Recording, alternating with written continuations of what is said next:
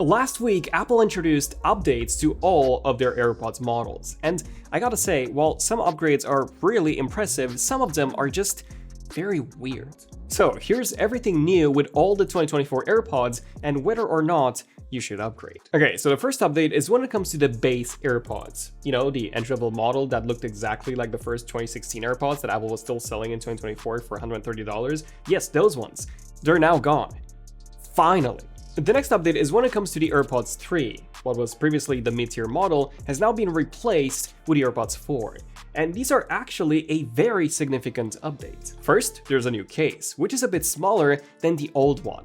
That was already one of the smallest cases on any wireless earbuds before, and now it's even smaller. I absolutely love this. And this case also has USB-C, which was expected, in order to comply with the EU's 2024 USB-C deadline. Also, the pairing button from the back is now gone, and instead we get a capacitive button on the front.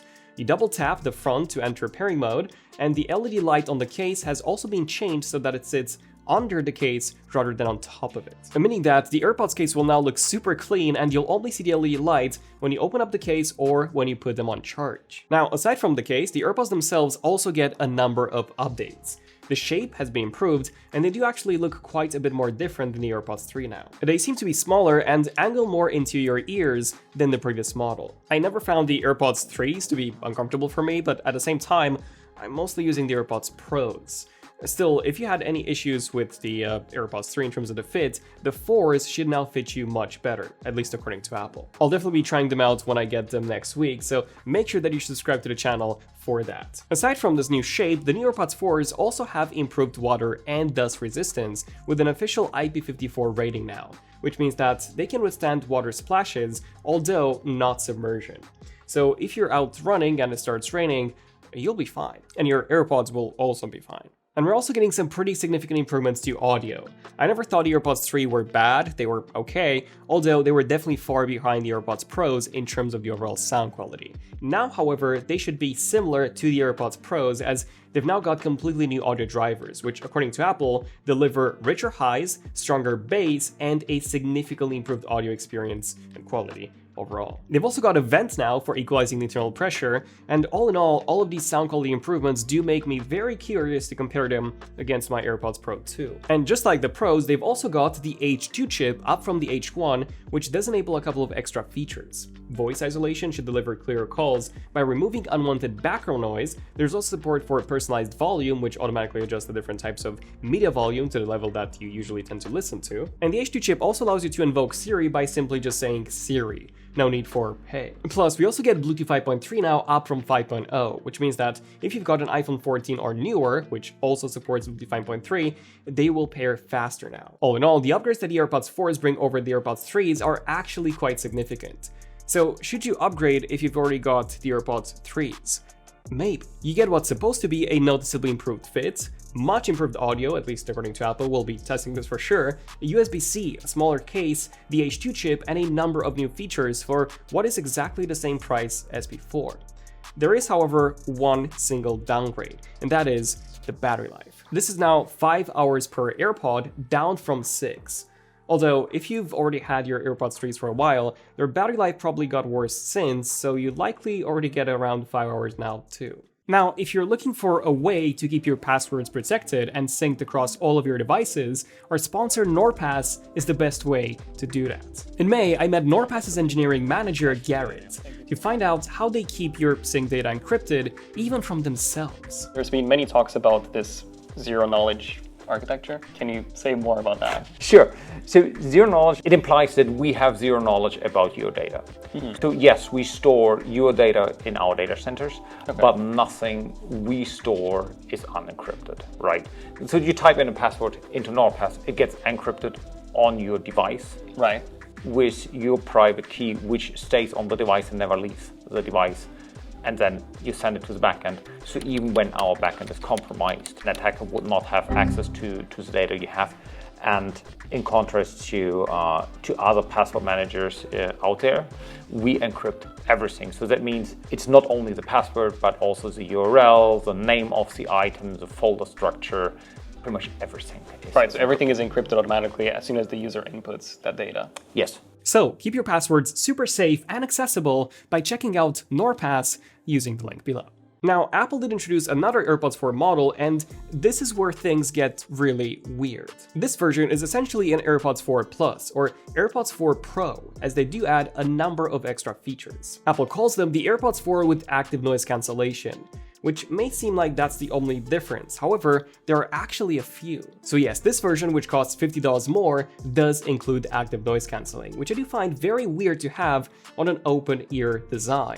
Since we don't have a seal like on the AirPods Pros, sound from the outside will automatically be able to get in. So this version of noise cancelling will never match the one that we have on the AirPods Pro. Regardless, it should still remove more noise from the outside as opposed to the standard AirPods 4 version that has no active noise cancelling at all. But like I said, we do actually get more features than just the active noise cancelling. Additionally, they also feature adaptive audio from the AirPods Pro that automatically merges and transitions between these modes based on outdoor noise levels. Plus, we also have conversation awareness, where your AirPods automatically turn on transparency when someone is talking to you. Now, one could say that these are all technically improvements that having active noise cancelling automatically gives us.